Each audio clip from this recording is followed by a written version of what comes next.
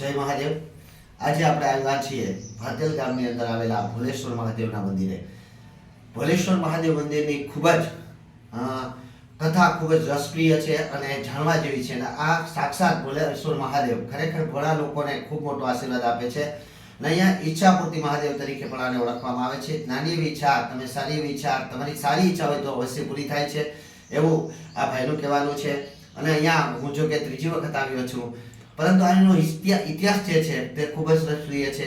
અહીંયા ઇતિહાસ પ્રમાણે કે એક મહાત્મા જે એક સંત હતા, તેણે એક ઓટલા પર અહીં શિવાલય બનાવવાની વિચાર કર્યો અને શિવાલય બનાવવાનો વિચાર કરી અને શિવાલય બનાવવા માટે શું કરવું એવો વિચાર કરી તે જામનગરના રાજા શ્રી જામસાબ બાપુ પાસે જાય છે અને જામસાબ બાપુ પાસે તે આ ફંડ માગે છે, એટલે કે ફાળો માગે છે। ત્યારે જામસાબ બાપુ તેને 1000 તે સમયના 1000 રૂપિયા સોનાના જે સુવર્ણ રૂપિયા હોય છે તે આપે છે। પરંતુ અન્ય લોકોને જ્યારે ખબર પડે છે, એની સાથે જે અન્ય બે સાધુ હતા એને ખબર પડે છે કે બાપુ પાસે પૈસા હોય છે, તો તે બાપુને પોતાની વાતોમાં ફેરવીને એની પાસે તે પૈસા ચોરી લે છે અને બાપુને ખૂબ જ બધો ગાંજો પીરાવી દે છે। બાપુ જ્યારે અહીં આવે છે ત્યારે જોવે છે કે પોતાની પાસે પૈસા નથી અને દાનમાં મળેલા પૈસા જે શિવાલય બનાવવાનું હતું એ શિવાલય હવે હું નહીં બનાવી શકું, હવે હું ગામના લોકોને અન્ય લોકોને મારી નાતની અંદર સાધુ સંતોને શું મુખ બતાવી, આવો વિચાર કરીને તે એક રીતે એની પર માનસિક અસર થઈ જાય છે અને તે મહાત્મા માનસિક બની જાય છે।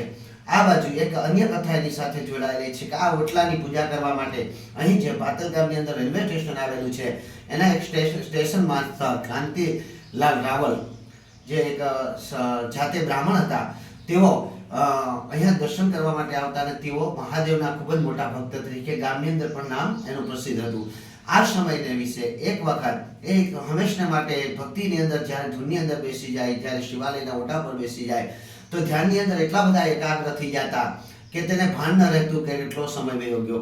એક દિવસ વિશે તે અહીંયા શિવાલયની અંદર, એટલે કે ત્યારે તો શિવાલય નહોતું, ઓટલો જ હતો, અહીંયા ધ્યાનની અંદર બેસી જાય છે અને ધ્યાનની અંદર બેઠા પછી અચાનક એક ગાડી જવાનો હોરન આવે છે, હોરન વગડે છે। ત્યારે વિચારે છે કે ઓહો, ગાડીનું ધ્યાન તૂટી જાય છે, વિચારે છે ગાડી તો વહી ગઈ, હવે શું થશે?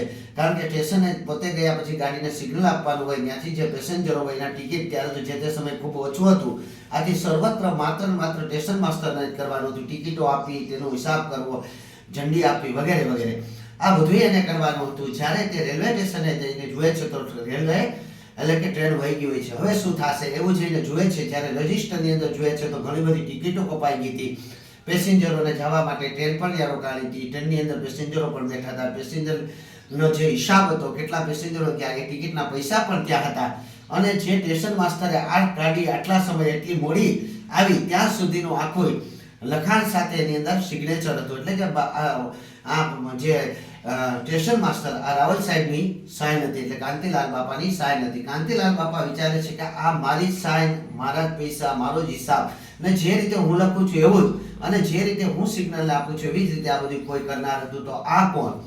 જ્યારે આ કોણ એના મગજની અંદર વિચાર આવે છે ત્યારે એને વિચાર આવે છે કે આ બીજું કોઈ નહીં પરંતુ દેવાધિદેવ મારો મહાદેવ હોય।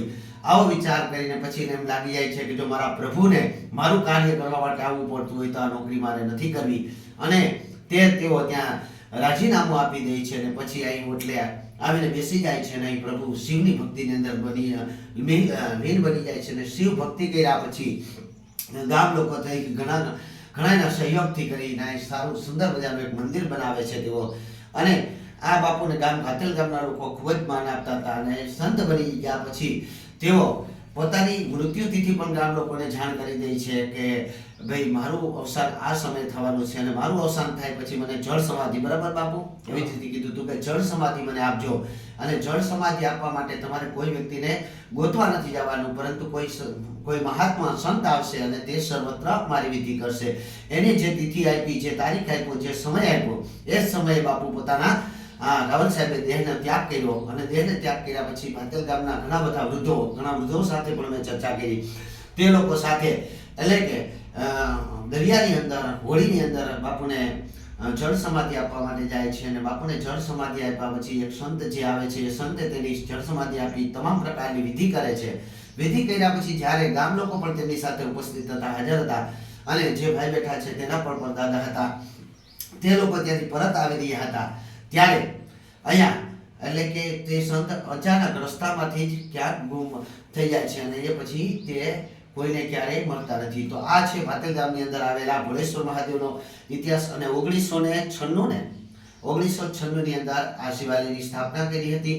તો અહીંયા ભોળેશ્વર મહાદેવ ઈચ્છાપૂર્તિ દેવ તરીકે મહાદેવ ગણાય છે. તો અહીં ભાતેલ ગામની આસપાસ આવો તો નાનું એવું પરંતુ ઉર્જા આપનારું આ મંદિર છે, એના દર્શન અવશ્ય કરજો. જય મહાદેવ, જય મહાદેવ.